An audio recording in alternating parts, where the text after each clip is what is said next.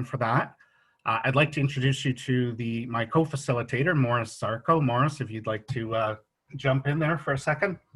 Hello, everybody. Good morning. Thank you very much for joining us. Yeah. We have prepared this, and we hope that this is very helpful for you, as a lot of the information can be implemented right away. Thank you, Neil. Thank you. I'd also like to welcome Rob Campbell from the Leslie Group. Rob is going to join us for a quick summary around benefits just before our Q&A. We've worked with Rob and the Leslie Group for a number of years now, and they provide the same level of excellent customer service that we do. It's a good fit, and we're very happy to have Rob. And I will unmute him just so he can say hello. There you go, Rob. Thank you. Thanks, Neil. Yeah, good morning. Glad to be here and partake in today's session. Excellent. Thanks. We will get back to you a little later on, Rob. Thank you. No. So today's topic is mental health and wellness with the COVID component to it. And we're hoping that you find this information useful in terms of what to look for, strategies to implement, and what we can possibly look for down the road as we continue with this ongoing and ever-evolving situation. So on that note, I will get started. Again, we do have the Q&A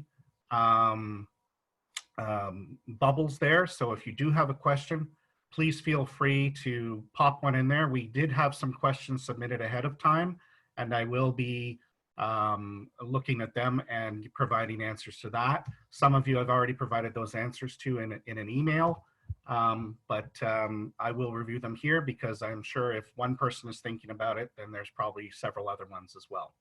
So on that note, get started.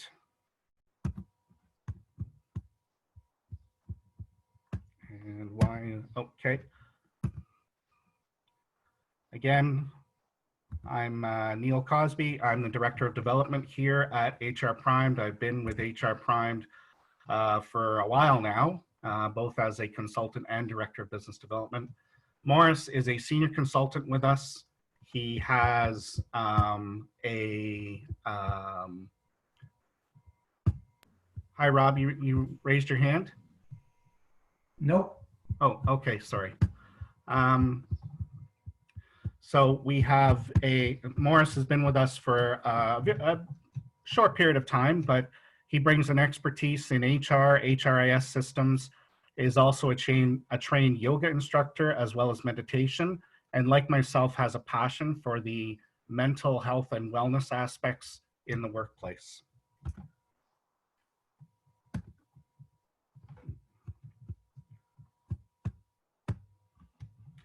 Again, just a caveat that the content here discussed in this webinar does not constitute legal advice, but it is our best practice and best advice to you.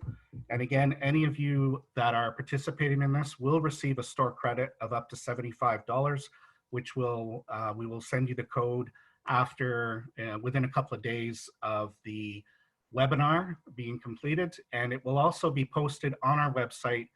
We are recording this today, and it will be posted to our website should you need to look at it later on down the road. So, mental health issues at work.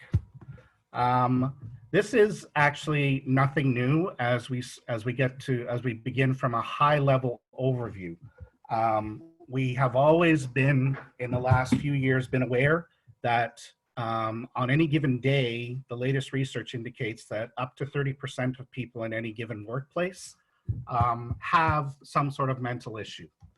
So in some of the signs that you may see, and some of you may have already experienced this with some of your employees, sleeping issues, frequent colds, emotional, some big changes in behavior, doing things that they normally wouldn't do. If you've got a person that is usually calm and all of a sudden they've become irritable and perhaps flying off the handle, that could be a sign of that there is something going on.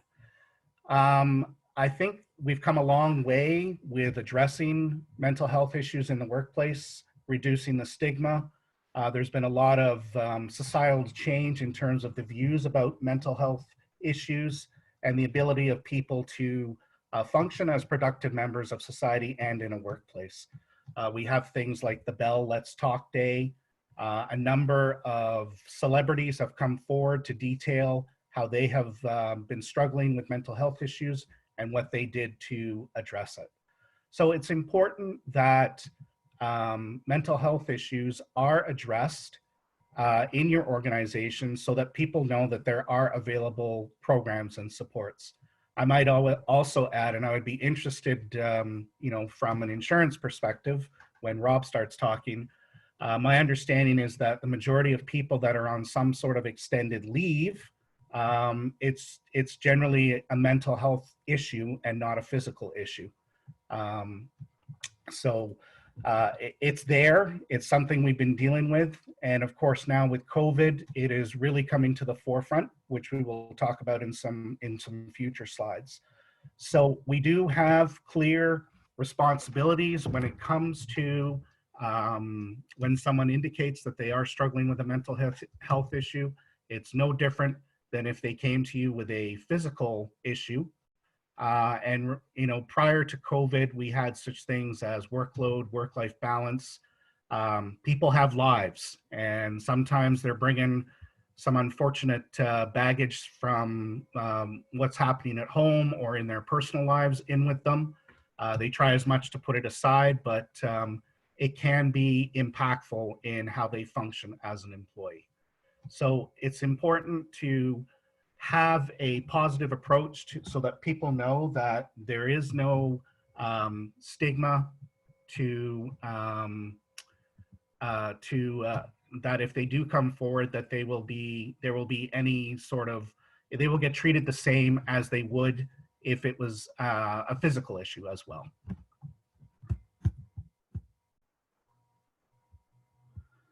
So COVID has, I would say, in some cases, exacerbated.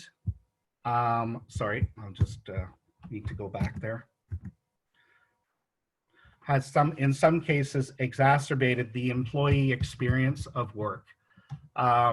Whether working remotely or now that we have a partial reopening of employees to return to work, the uncertainty around this is weighing on people and what the future holds. And again, getting ill with this is also a concern of people because if they do, it could be fatal. They're also trying to protect their own families, trying to take the necessary steps. Employers, of course, are taking the necessary steps to ensure that people are safe at work and that they are minimizing the risk of any transmission of the illness. I think everybody, it's obvious to say that at this point, everybody is thinking about this. There's no doubt about it. There's also a lot of information floating out around there. And I know it's, as you are well aware, some of the information that is out there that is floating around on social media is incorrect, false, and you've also got people that are denying that this even exists. And, it's all creating this environment of mistrust and somewhat denial. So stick to the facts, stick to the experts. There are a number of trusted sites, as you see there, that you can access and point to if your employees come with questions. And those are actually the sites that they should be paying attention to. Obviously, these are the people that are trained in this. They have the expertise. And as much as possible, if they're looking at stories on Facebook or whatever, take it with a pinch of salt because as I said previously, there's a lot of misinformation out there. Do what you need to do to stay physically safe. Washing your hands, wearing a mask, minimizing your contact with people, social distancing, control what you can control. And I think that that's a key message for for employees is, we are going to do what we can to keep you safe. You do what you need to do, and just be prepared to listen to their concerns and try to manage it as much as possible. At this point in time, there are a number of freebie organizations out there that are giving counseling for free. If you are fortunate to have an EAP provider, then that is a bonus for your employees so that they can talk through this.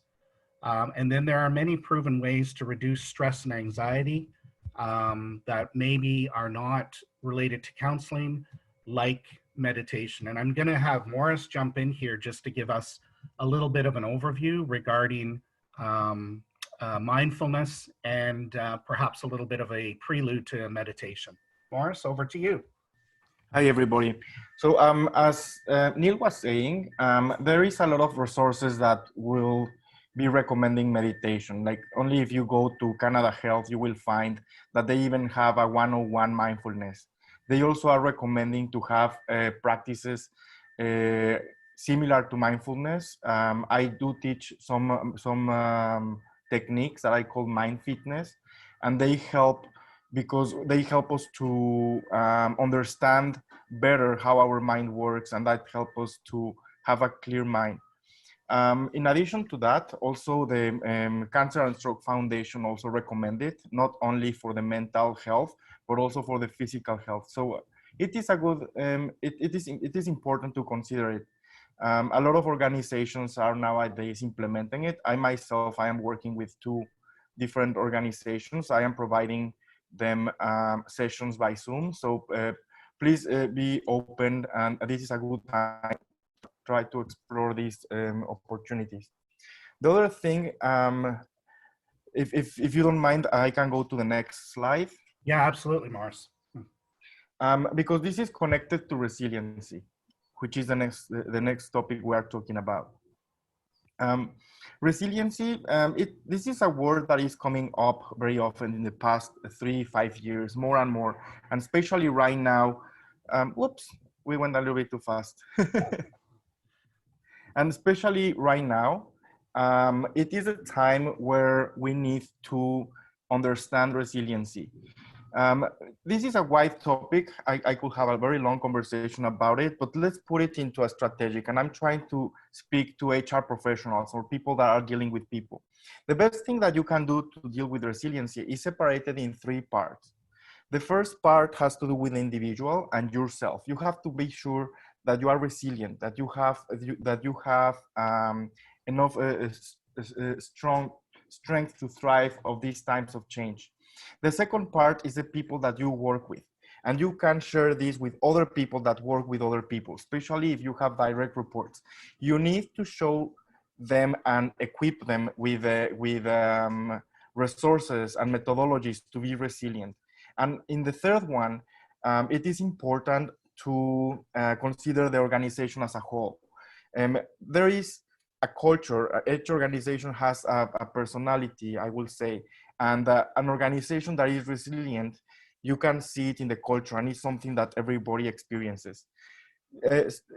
Saying that, we can talk about the different aspects of how you can build that resiliency, and keep in mind those 3 different levels. One of them is to accept that things are out of control. Especially right now, there are a lot of things that are out of control. It might take a lot of energy, and it will create frustration if we try to resolve things that cannot be resolved. Accept it and embrace change. Embracing change means just being part of it. It's not fighting against it, but also it means to consider those 3 different levels. Yourself, be okay with the change. Transmit it at the second level with the people that you work, and make sure that your organization is a changing organization and is okay with it. Maintaining a positive attitude is key. It is very important to keep a positive attitude. But by that, I don't mean that we need to have people in denial. No, you have to be honest and truthful with your feelings and your fears, because we are all experiencing that. And meditation, for example, that yourself, like exercising, running, yoga. I teach yoga and practice yoga every day. Those are things that keeps you release tension and release the fear. And this can work very much in combination with what Neil was saying in the previous slide, with sticking to the facts. As long as you know what is the truth and you find truthful, you can combine this and have a positive attitude. And don't forget to connect with others. In the 3 levels that I mentioned before. As an individual, it's important to talk to family, talk to people, talk to your coworkers. We are all in the same situation. Encourage people that works with other people and their direct reports to have more communications and be connected. And as an organization, it is great what we are doing right now, visiting and taking the invitation from a webinar. Organizations, all of us, we are going through the same situation, and connecting, attending to webinars and being part of them helps a lot. And most importantly, 2 things that really we need to take in consideration. You have to be prepared to attend mental health issues. Find resources, talk to a specialist. If your organization has already a vendor, you can direct them to them. You can always call them as well. And don't try to resolve things that you don't know. It is not expected as an HR professional to be a counselor. What it is expected is that you can take the time and come back to your client. And another thing that, especially in this time, is coming up is addictions. There is a high increase in the use of different substances, alcohol and cannabis, and that we need to be prepared to that. Document yourself, and educate your people. And please let us know if you have any question at the end. I'm happy to answer more in detail if something comes up from this. Thank you, Neil. Go back to you. Thank you. So there's a number of things that I just want to dovetail on what Morris articulated is, some of the things that we are seeing and recommending are, particularly for some workplaces that are still remote. Hey, still have your potluck lunches, and if you're sharing a virtual screen, or providing lunch for everybody and getting it delivered to their house, that's a great way to keep people positive and wellness and mentally well. And for people that have returned to work, continue with those things, of course, following the protocols, but try to continue on as much as possible with those things that you were doing to build wellness in the workplace and a positive corporate culture. It's the thing that has changed, of course, is we have to be mindful of what do we have to do with COVID. How does COVID impact this? And of course, largely it's around health and safety things. If you're wondering about the state of the mental health of your employees, there are some ways you can do that, some anonymous surveys. Some people are, again, a little leery about talking about how they're feeling for a variety of reasons. Stigma, or they don't want to be seen as, quote, weak.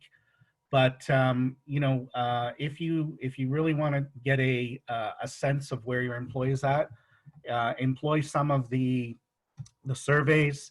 Have if you're on site again, have groups to talk about. So how we doing today? It's important that there is constant communication, and you are updating your employees with respect to the status of the organization and what you're implementing. If things do need to be implemented to further address COVID.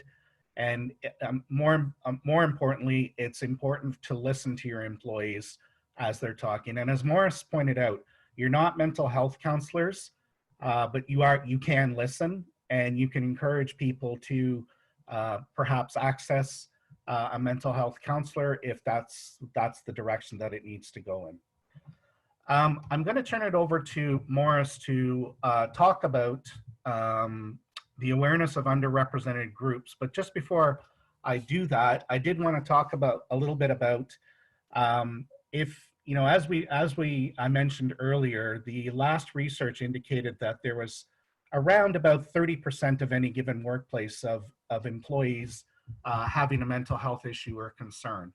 So for those individuals, if you have that and then you have COVID, for some of them, this may have exacerbated their symptoms. So they may need some extra attention or some extra resources to be able to work through this environment of COVID in an ongoing manner.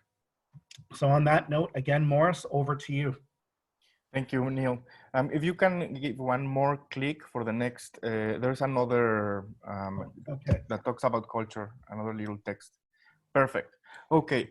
So mental health is a big issue. Mental health is a big topic. And I have been very active joining different webinars and reading information. But I want to invite the audience here to don't miss or be part of a gap. There is a big gap because when we do our surveys, we try to gather results and methodologies and resources for everybody.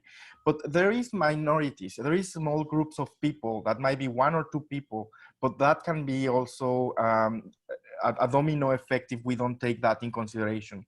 It is normal, and we all have unconscious bias that we do not know what people are going through, and we might assume that their situation is very similar. But we have to take in consideration, especially in Toronto, which is a very diverse place, that there might be people that they are immigrants. They are here all alone. They might have come only for a few months or years, and suddenly they are trapped in COVID. They don't have family and they don't have people to talk to. So these type of situations, I think it is important to consider when we are talking about mental health. And also the different underrepresented groups. We have groups that are visible in disabilities, people that we do not see. Oftentimes, the employee or the individual don't even know that they are dealing with a mental health issue until very much after. So we can always advise our employee to seek for professional care and a professional doctor. There is always a line of support that they can call. LGBTQ community, they have different experiences. When we cater things about mental health and family, we need to understand also that there are different types of family units. Seniors, we have people, a lot of people in our, in Toronto, in Ontario, that are getting close to retirement. And these are people that are very sensitive right now. They are experiencing levels of stress because they are part of a demographic that is at higher risk. Parents, I have a friend that, as a joke, sent me a picture of their children tied in a in a chair because we have children around the house when we are working, and we have to consider that as well. And visible minorities from different backgrounds, ethnical or from different religions or cultural backgrounds. We can implement even electronically. We have to find a way to go electronically. At this point, there are a lot of resources for every budget and for every size of organization. There are some of them that are free. There are some that are that you can pay for to make sure that you keep your people engaged. Something I recommend is think about ERGs, employee resource groups. This is an invitation to the people that work in the organization to get together and create their own association that for people that share similar values. Two of them that are very popular is the women. It could be women in leadership. I was part of the creation one of women in investment, women at work, however you want to call it, and for the LGBT community. Go back to you, Neil. I think it's there's a lot of things to talk about, but I think as a nutshell, I think I covered that part. Yeah, we are definitely approaching our allotted time, so I'm going to try and expedite this as much as possible. Morris has talked a lot about some of these things that are in these slides. It's all about knowing your employee base and knowing how you can best support them as we navigate our way through COVID, because it is here for the foreseeable future. And again, that constant communication. Again, we've got all sorts of COVID cliches coming out with the new normal, unprecedented times, and we're still figuring things out. And things will change as we move along, but we address it at that point. And right now, this is the most up-to-date and information and best practices that we can let you know that are out there. Again, Morris has talked a lot about this in terms of making sure, encouraging healthy eating habits, team building, trying to have as much as possible those um, those events that you are having to have a positive workplace, yoga, meditation, things of that nature. And more, I believe Morris wanted to make another comment. Yes, really, really quickly, just to keep in mind that we are talking a lot about the new normal here, new normal here. Definitely, we know that the normal is not going to be the same. But also, we have to keep in mind the new people. The same people that left before COVID is not going to be quite the same people that they come back. I mean, they're the same person, but they have been impacted by a lot of things. They still have to cope and reorganize a lot of things in life. Just keep that in mind. Thanks, Morris. So very quickly, with respect to mental health, and again, these are nothing really new, but we are still figuring out how COVID fits into this. You still have obligations under all of these 4 acts with respect to COVID, and it's another feature that perhaps employers need to deal with as to if your employee does have a mental health issue that's related to COVID, it's dealt with in much the same manner as if they approached with another mental health issue. There's a lot of talk about human rights and where COVID is fitting in. Of course, again, there is, to borrow a term from Darcy that he mentioned the last webinar, a lot of uncertainty. So, but the basic premise is you do have a duty to accommodate with mental health issues up to the point of undue hardship. And again, the denial of a benefit that is connected to COVID, that could be perceived, it is an opinion that it could be perceived as a violation of human rights. Occupational health and safety, psychological health has grown has been an increasingly significant focus in the workplace, and it's always been a duty of the employer to provide a psychologically safe workplace. And again, that really doesn't change with COVID. Again, it's probably a little bit exacerbated because people are concerned about, well, I'm doing what I can do to remain healthy and not catch it and transmit it. I hope other people are doing the same. WSIB, again, it's another, in doing my research, it's another thing that's up in the air. If somebody makes a claim for trauma due to COVID, they'll assess it and address it and make a decision as they would any other type of claim. And the WSIB has a duty to investigate any claims that are submitted by employees. Some resources for you, and again, these will all be something that we will have. It is getting recorded, so it will be up there if you need to take a closer look at this. So I'd just like to turn it over now to Rob Campbell, just before we get into the Q&A, and I'm just going to unmute Rob.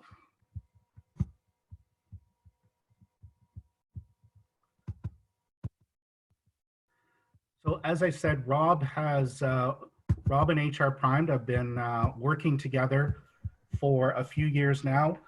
The Leslie Group provides it provides benefits, is a benefits firm, an independent employee benefits firm. They work closely with their clients to create the best plan for them at an affordable price. And as I mentioned, their customer service is much in line with HR Primed in terms of being able to deliver that optimum level of services. So Rob, I apologize for taking a little bit longer than expected, but I turn it over to you to talk about group benefits during COVID-19. And I will, if you just tell me when to move to the next slide, I'm happy to do that. Yep. Okay. Thanks, Neil. Yeah. If you want to, And this will be fairly brief, but obviously this is very unique times. I've been in the business 38 years and been through ups and downs and economic cycles, but never been experienced a pandemic and some of the different challenges that everybody's facing as employers, as employees, and just dealing with your families and whatnot. So, yeah, if you want to go to the next slide there, Neil. Yep. Oh, I'll go back. Sorry. Yeah, and obviously there's been a number of businesses that have been forced to or had to deal with layoffs and whatnot. I think one of the things that some customers and some companies may or may not be aware of is any layoffs typically that are extending beyond 30 days.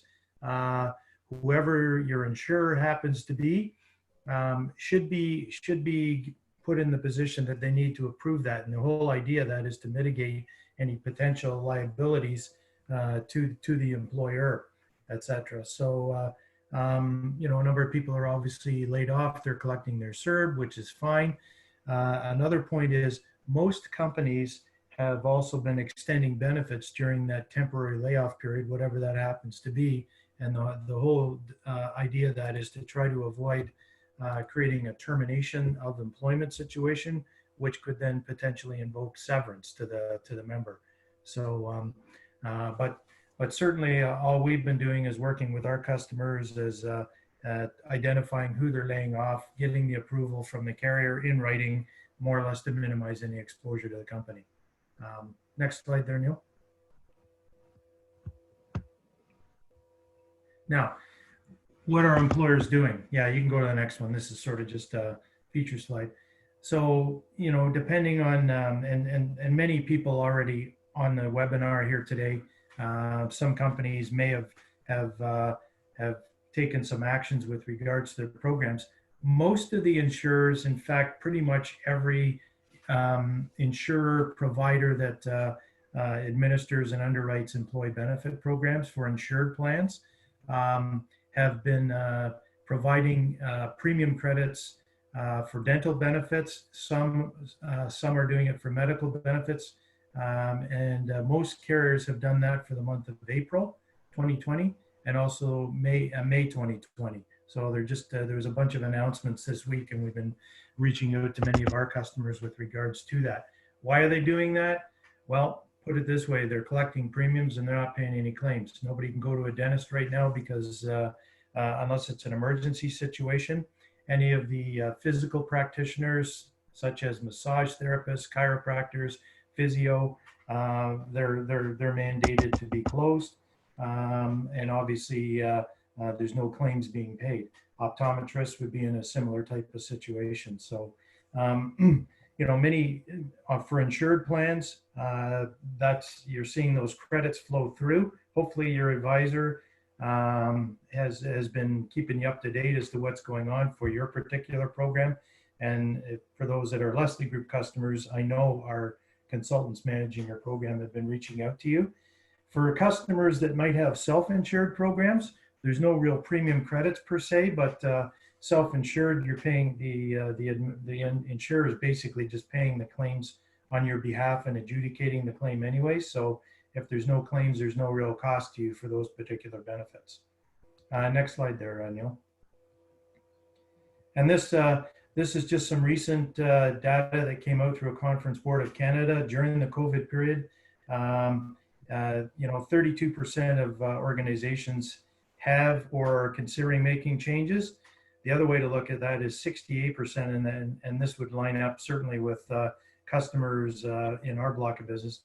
Most companies have not, the majority, 2/3 or so, have not made any changes whatsoever. So just some stats for thought there. Some companies that may or may not have group retirement plans could be group RSPs, profit sharing plans, pension plans. Options are there to reduce or suspend employer contributions.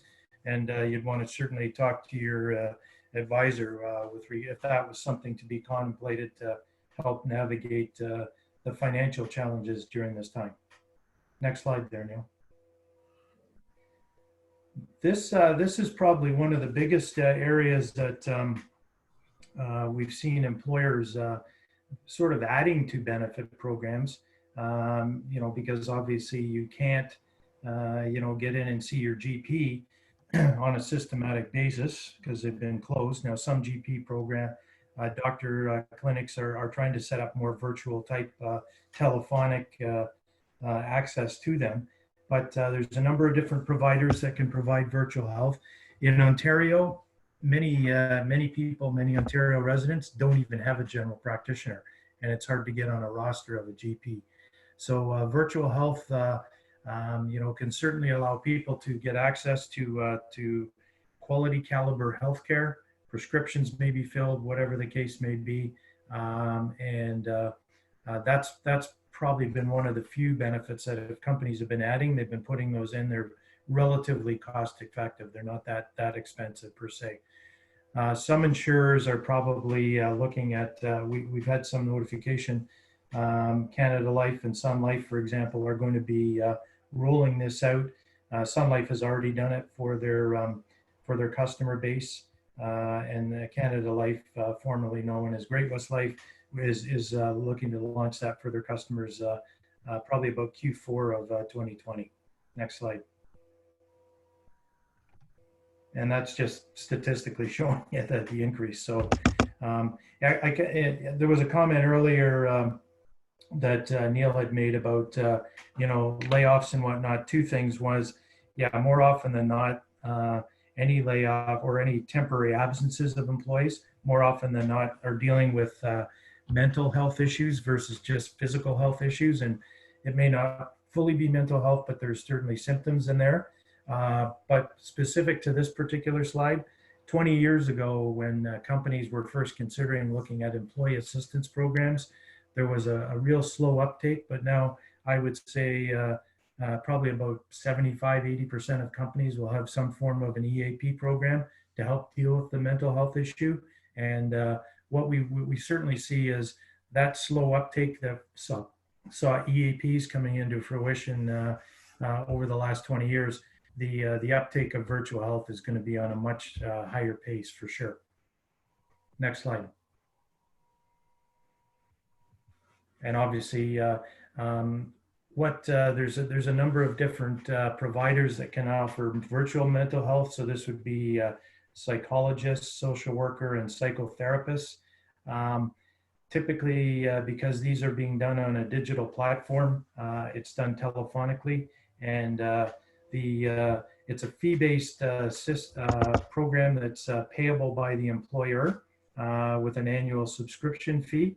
And what it allows is when the employees are accessing their mental health practitioners, they're doing it at a discounted rate. We do know in Ontario, the average mental health therapist rate for a session will average sort of between $125 to $150. With these digital platforms, the average fee for that same caliber of service is about $85. So for those that have these types of services allowed in their practitioner benefit allowances, this stretches out the amount of money that the employees can utilize to deal with their mental health issues. Next slide. And this just shows, again, just some conference board statistics. Very recent is that there's been a number of organizations either accelerating and adding to their mental health platform in terms of what's available for employees to claim, and secondly, looking at these different expansion of services. Next slide. Anyways, that's real quick. Hopefully tried to get you back on target there, and look forward to responding to any Q&A sessions that sort of come my way there, Neil. Thank you, everybody. Thank you, Rob. That was a terrific overview, and I really thank you for that information. At this point, I'd just before we get into the Q&A, I'd like to thank our sponsor, Wages. We work with Wages quite closely. Wages provides can be a employer. What is it called? They provide backroom services for payroll, and the employer of record, and they are terrific to work with. So I'd like to thank Mike from Wages for sponsoring the event today. And some shameless promotion. And also to introduce you to our team, we have a number of services that are available for cost. Some of you on this call are already users of this. And just to talk a little bit about our team, we have Sheila out in BC, and she's been with us for a short time, and we're happy to have her on board. Morris and myself, of course, we've introduced. We have Steve Caron, who is on this call. Steve comes with a wealth of experience in HR, and we're, again, happy to have him on board. Chris and Dan, they're our health and safety gurus. They've been tremendous in being able to provide us with information that we can utilize to keep all our clients up to speed on what they need to do to keep employees safe and healthy at work. Tanisha and Taylor, they are our content developers, a terrific team that develops the content for a lot of our webinars, a lot of our stuff that you see. And again, we're delighted to have them on board. And of course, Mr. Darcy Michaud, our CEO. And actually, I'm going to unmute Darcy to see if he would like to say a few words. So just bear with me a minute while I do that. If I can do that. Unfortunately, I can't seem to do it. So, oh, there it is. Bear with me 1 second.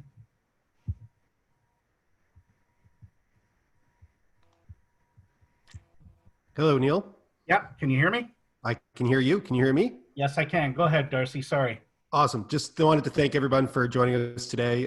Thanks to the team for putting all this great information together, and thanks to Rob and the Leslie Group for pitching in as well. That was really helpful, useful information. I'm enjoying my week off. So it was a great presentation, Neil and Morris, and I'll let you continue on. And if there's any questions in the Q&A that I can be of assistance with, I'm happy to contribute. Excellent. Thank you. So again, here's how you can get in touch with us if you would like more information on mental health and wellness, or if an issue comes up that you need some support and advice on. And of course, how could we forget the HR Prime mascot? I assume, Darcy, that Mr. Tarheel is snoozing in the corner, enjoying his week off as well. So he is also a valued member of our team. So on that note, if you'd like to, I'm going to check to see if there's any questions here. So we had a question with respect to people that perhaps may not be too understanding. They're being accused of being sensitive in the workplace. And it could be with respect to such things as the 6 feet distance rule, or if they're feeling anxious about COVID.